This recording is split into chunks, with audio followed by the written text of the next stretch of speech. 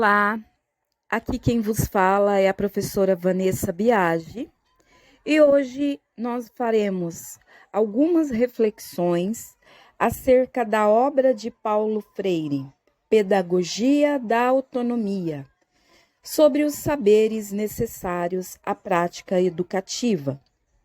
Neste primeiro momento, falaremos acerca do capítulo 1, Prática Docente. Primeira reflexão. Paulo Freire começa sua obra falando sobre o fato de que ensinar exige rigorosidade metódica.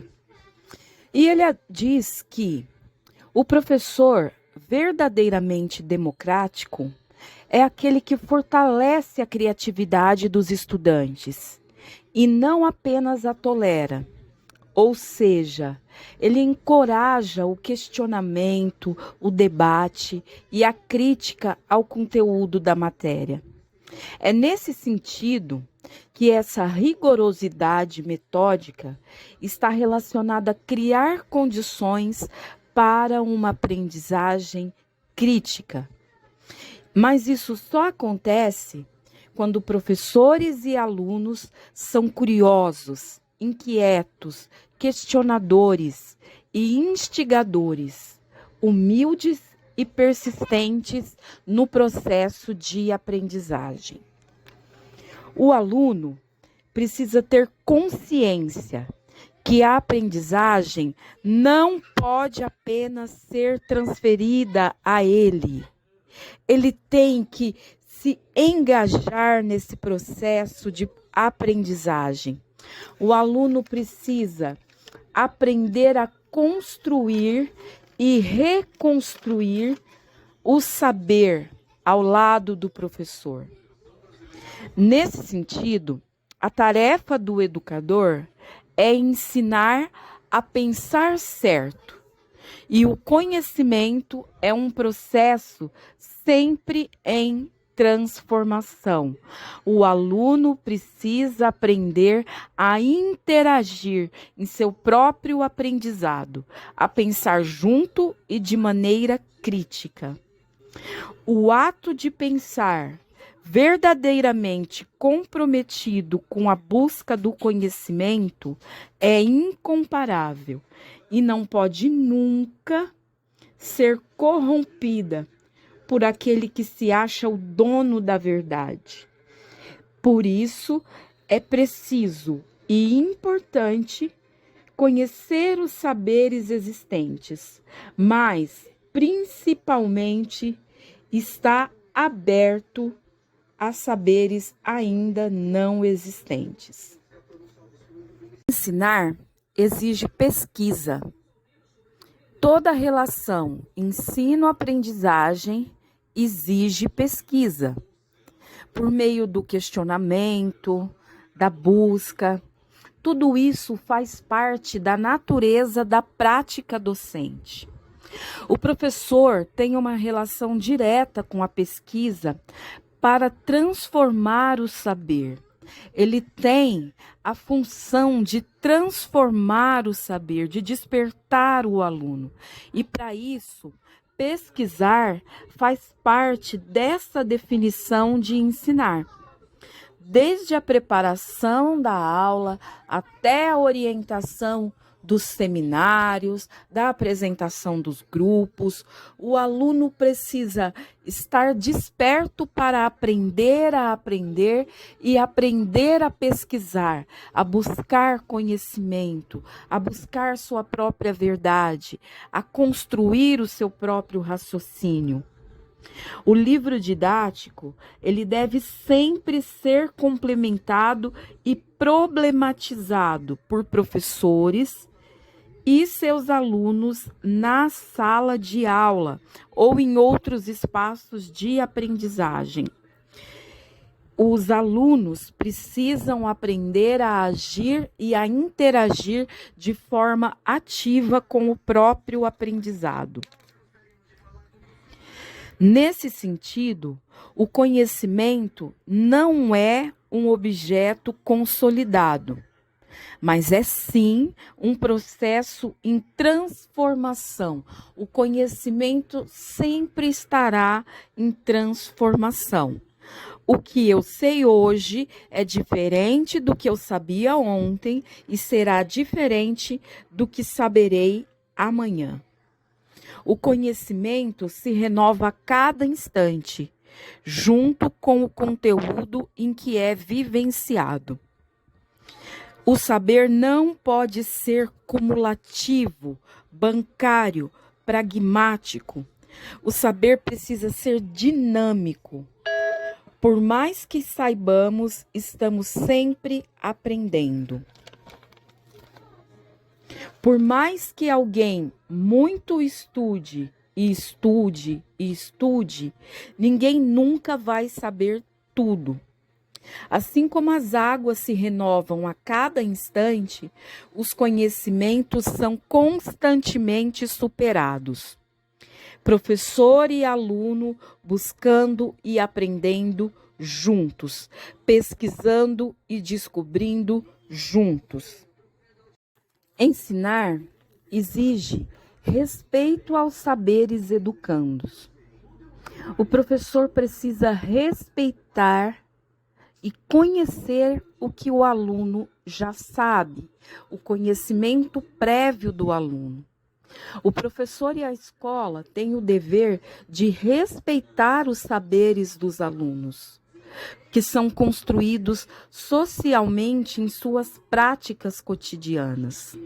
O aluno não aprende somente na escola, ele aprende em suas interações sociais com o outro, onde quer que ele passa e onde ele convive.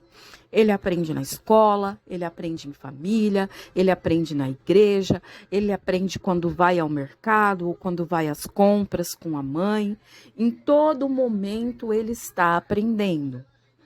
Essas experiências dos estudantes devem sempre se conectar aos conteúdos ensinados.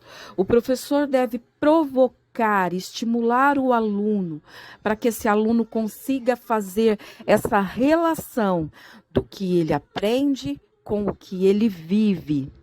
É por isso que é importante problematizar o conteúdo, no sentido de torná-lo mais próximo ao cotidiano do aluno.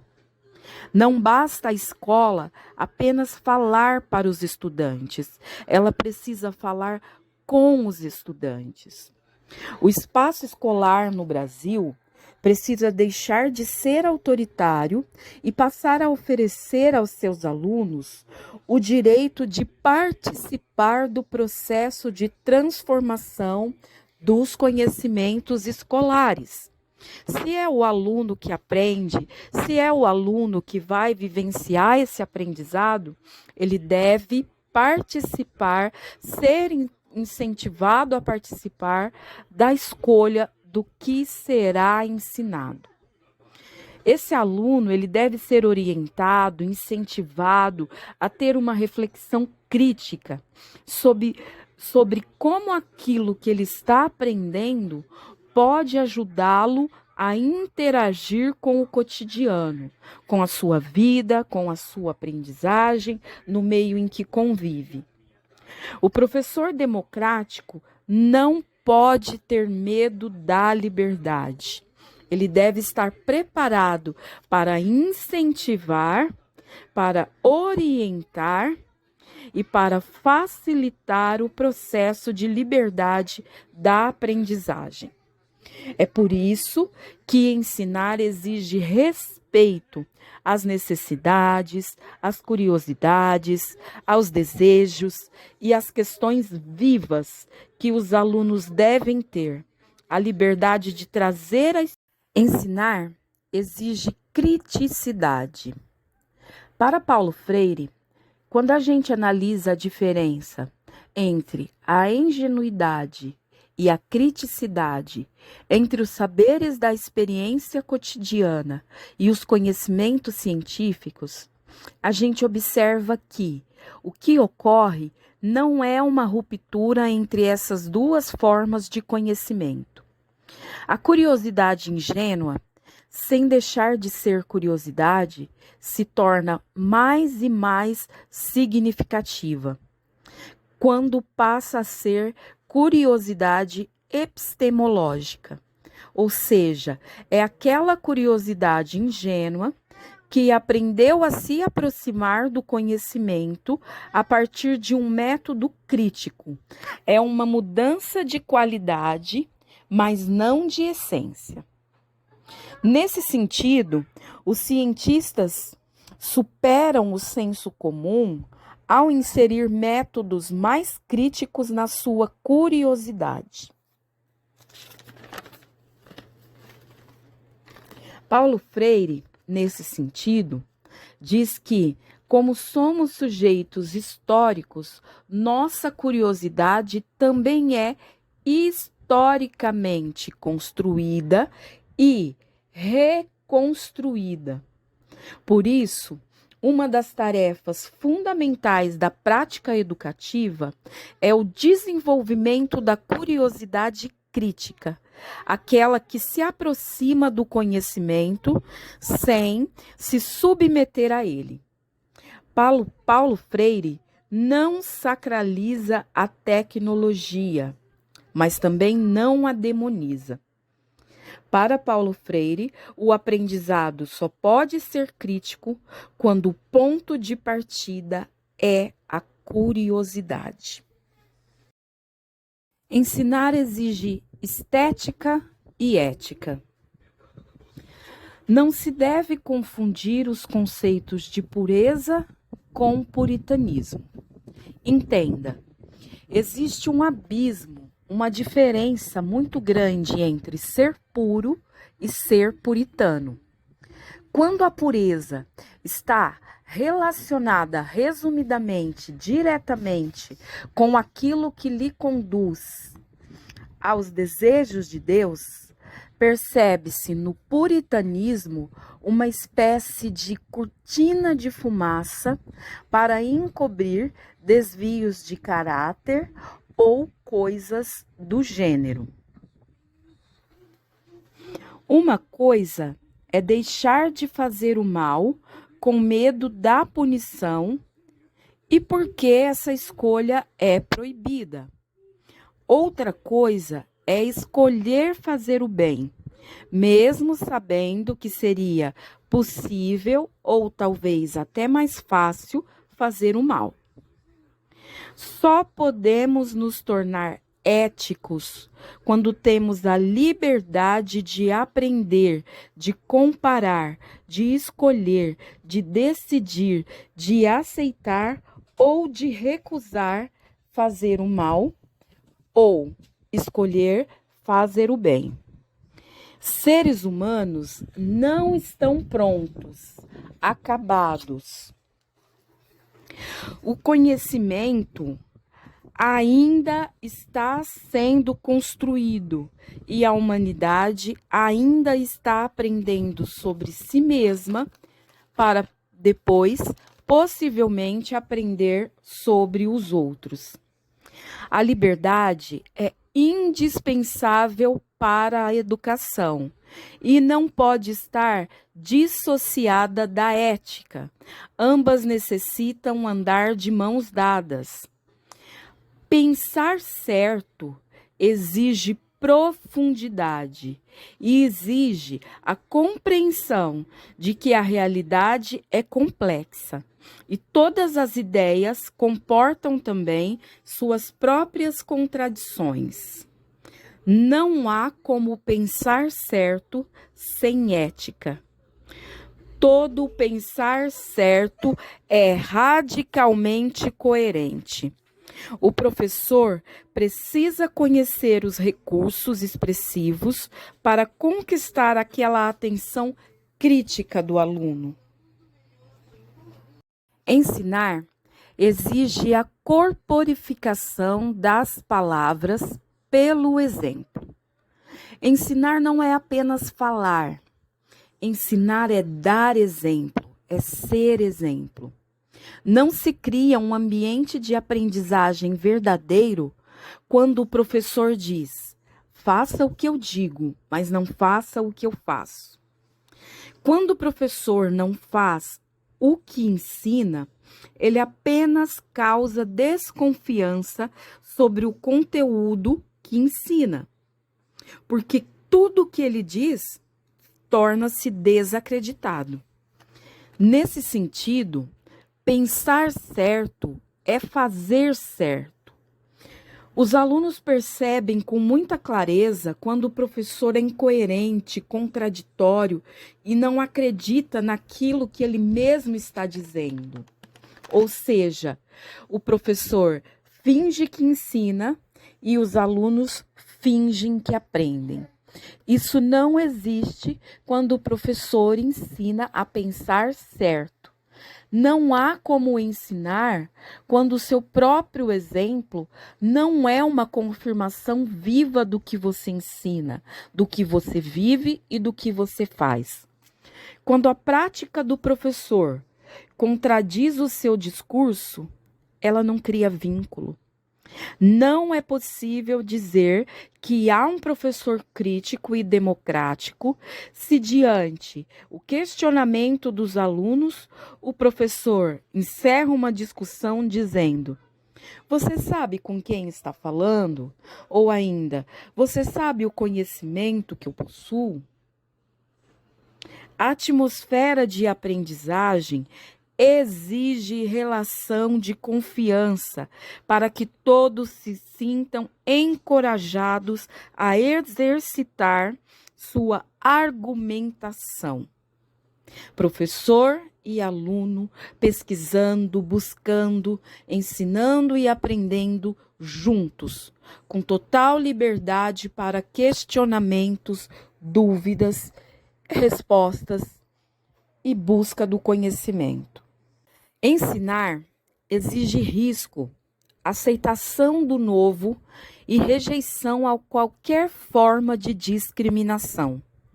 É preciso que o professor aprenda a lidar com o risco com maior naturalidade.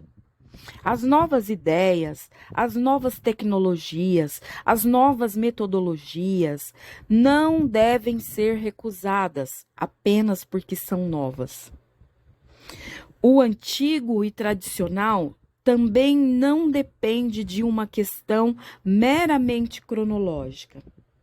A escola tem o papel de contribuir com reflexões e estímulos à vitalidade do conhecimento e também na desconstrução dessas violências incorporadas de forma sutil nessas relações sociais.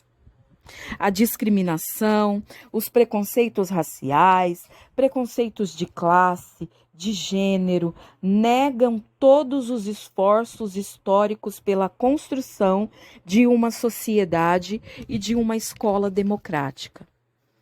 O preconceito inviabiliza o conhecimento, porque o preconceituoso geralmente se acha superior e, ironicamente, acaba sendo aquele que aprende menos.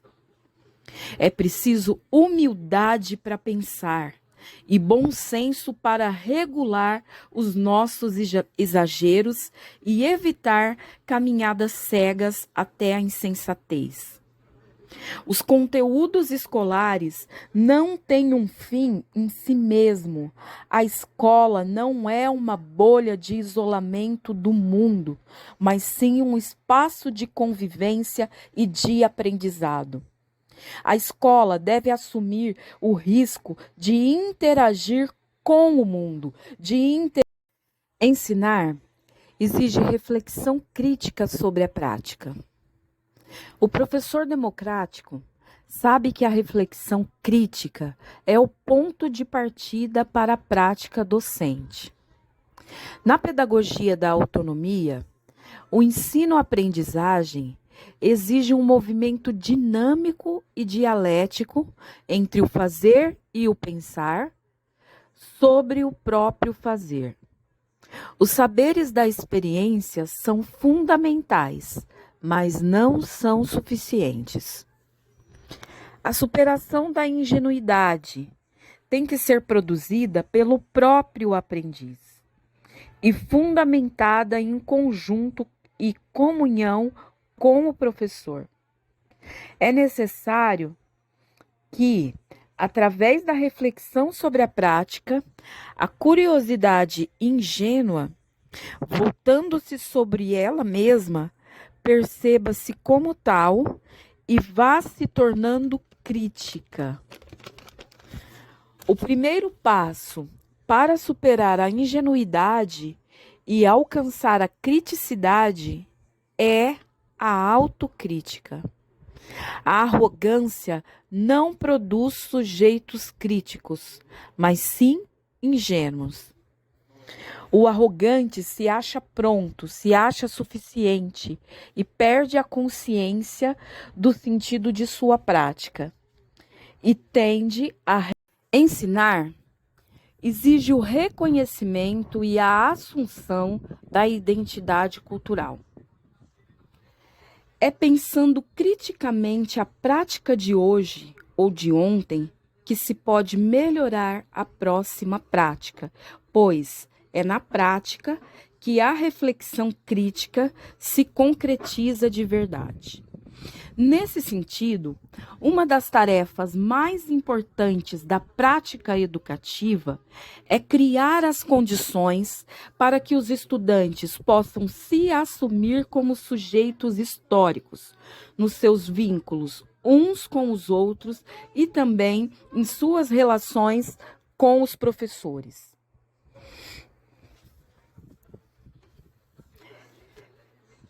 É importante estimular os alunos a se assumirem como sujeitos, capazes de se indignar porque são capazes de amar, e que possam exercitar suas habilidades como seres pensantes, comunicantes, criadores, transformadores, realizadores de sonhos. Na prática educativa, o respeito às identidades. Escola não é só conteúdo. O aluno possui também vivências extracurriculares e, portanto, não aprende somente aquilo que está no material didático, no livro didático, no projeto político-pedagógico da escola. O ambiente escolar e as mais variadas experiências com professores e colegas são plenas de significado e frequentemente ensinam mais do que o próprio currículo. O gesto de um professor pode significar muito na vida de um aluno. Por isso, é importante ter claramente que toda a comunidade escolar